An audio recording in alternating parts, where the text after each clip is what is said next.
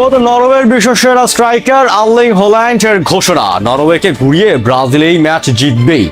বন্ধুরা, শেষ 16-এর মহাযুদ্ধে 5বারের বিশ্ব চ্যাম্পিয়ন ব্রাজিলের মুখোমুখি হওয়ার ঠিক আগ মুহূর্তে পুরো ফুটবল বিশ্বকে স্তব্ধ করে দিয়ে এক নজিরবিহীন ও চূড়ান্ত ঘোষণা দিলেন নরওয়ের বিশ্ব সেরা স্ট্রাইকার আর্লিং হল্যান্ড।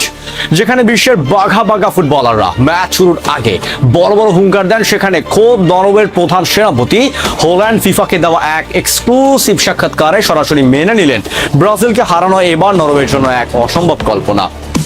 তিনি সাফ জানিয়ে দিলেন, সেলেসাউদের বিরুদ্ধে নরওয়ের জেতার সম্ভাবনা একেবারেই কম, কিন্তু যে নরওয়ে ফুটবল ইতিহাসের একমাত্র দল যাদের বিরুদ্ধে আজ পর্যন্ত জিততে পারেনি ব্রাজিল, সেই দলের প্রধান তারকাই কেন ম্যাচ শুরুর আগে এভাবে আত্মসমর্পণ করলেন? এটিকে হল্যান্ডের কোনো গোপন মনস্তাত্ত্বিক চাল, নাকি ব্রাজিলের দানবীয় ফর্মের সামনে বাস্তবসম্মত স্বীকারোক্তি? আজ আমরা হল্যান্ডের সেই বিস্ফোরক সাক্ষাৎকার এবং মাঠের শক্তির এক চুলচেরা ও শক্তিশালী বিশ্লেষণ করব। ভিডিওটি শেষ পর্যন্ত দেখুন, কারণ আজ শেষ 16 এর সবচেয়ে বড় থ্রিলার উন্মোচিত হতে যাচ্ছে। তাহলে দেখতে থাকুন।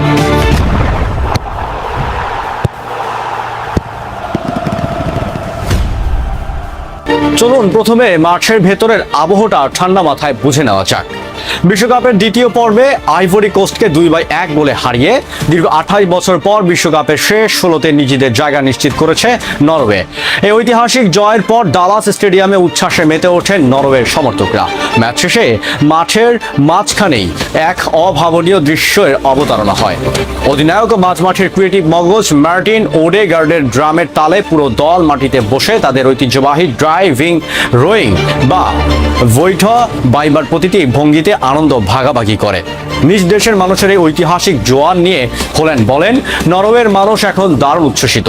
জাতীয় দলকে ঘিরে পুরো দেশের ঐক্য আমাদের পারফরমেন্সকে ইতিবাচক প্রভাব ফেলে। যৌক্তিক ও পরিসংখ্যানগত ব্যাখ্যায় বলতে গেলে ইতিহাস কিন্তু পুরোপুরি নরওয়ের পক্ষেই কথা বলছে। দুই দলের আগের 4বারের দেখায় অজেয় ব্রাজিল কখনোই নরওয়েকে হারাতে পারেনি, কিন্তু এবার সেই ধারা বজায় থাকবে কিনা সেই বিষয়ে একদমই আত্মবিশ্বাসী নন হল্যান্ড। ফিফাকে দেওয়া এক সাক্ষাৎকারে যখন তাকে সরাসরি জিজ্ঞেস করা হয় ব্রাজিলের বিপক্ষে নরওয়ের সম্ভাবনা কতটুকু, ম্যানচেস্টার সিটির এই গোল মেশিন কোনো লুকোছাপা না করে এক শব্দের সংক্ষিপ্ত উত্তর দেন, সম্ভাবনা খুবই কম। এর আগে ব্রাজিলকে প্রতিপক্ষ হিসাবে পাওয়ার বিষয়েও তিনি নিজের নিরেট বাস্তবতার কথা তুলে ধরে বলেছিলেন, শেষ 16-তে ব্রাজিলের বিপক্ষে খেলতে হবে, এটাই নির্মম বাস্তবতা। অর্থাৎ হল্যান্ড খুব ভালো করে জানেন কার্লো আনচেলত্তির এই বর্তমান ব্রাজিল কতটা ক্ষুরধার ও বিপজ্জনক। নরওয়েজিয়ান ফুটবলের ইতিহাসে হল্যান্ডই এখন সবচেয়ে বড় মহাতারকা। ইউরোপিয়ান বাছাই পর্বে তার অবিশ্বাস্য পারফরমেন্সের উপর ভর করেই সর্বশেষ 1998 সালের পর, অর্থাৎ দীর্ঘ 28 বছর পর নরওয়ে বিশ্বমঞ্চে ফেরার টিকিট পেয়েছে। আর চলতি 2026 বিশ্বকাপেও নিজের জাত চিনে ইতিমধ্যেই 5টি গোল করে গোল্ডেন বুটের দৌড়ে আছেন এই গোল মেশিন। কিন্তু এত বড় ফর্মে থেকেও ব্রাজিলের বিশ্বমানের ডিফেন্স ও মাঝ মাঠকে সমীহ করছেন তিনি। হল্যান্ড আরো যোগ করেন, এখন আমরা শেষ 16-তে আছি, এখান থেকে প্রতিটি দলই বিশ্ব সেরা ও শক্তিশালী। সামনে এগোনো মোটেও সহজ হবে না। আমরা ব্রাজিলকে পারবো কিনা সেটাও জানি না, তবে আমরা ভালো প্রস্তুতি নিয়েছি এবং সেই প্রস্তুতি মাঠে ধরে রাখার চেষ্টা করছি। ফুটবল বিশ্লেষকদের মতে হল্যান্ডের এই অসম্ভাবনা খুবই কম। মুক্তিটি আসলে ব্রাজিলের ওপর অতিরিক্ত মনস্তাত্ত্বিক চাপ সৃষ্টি করার এক সুচতুর কৌশলও হতে পারে। ব্রাজিলকে ফেভারিট বানিয়ে নিজের দল কলঙ্কহীনভাবে মাঠে নেমে বড় কোনো অঘটন ঘটাতে চায়, এটাই হয়তো ভাইকিং এর প্ল্যান। তবে বর্তমান ব্রাজিলের যে শক্তি, তাতে হল্যান্ডের এই মন্তব্য সেলেসাউদের আত্মবিশ্বাসকে আরো কয়েক গুণ বাড়িয়ে দেবে। বন্ধুরা, ম্যাচ শুরুর আগেই নরওয়ের প্রধান তারকা আর্লিং হল্যান্ডের এই ব্রাজিলকে হারানোর সম্ভাবনা কম চূড়ান্ত ঘোষণাকে আপনারা কিভাবে দেখছেন?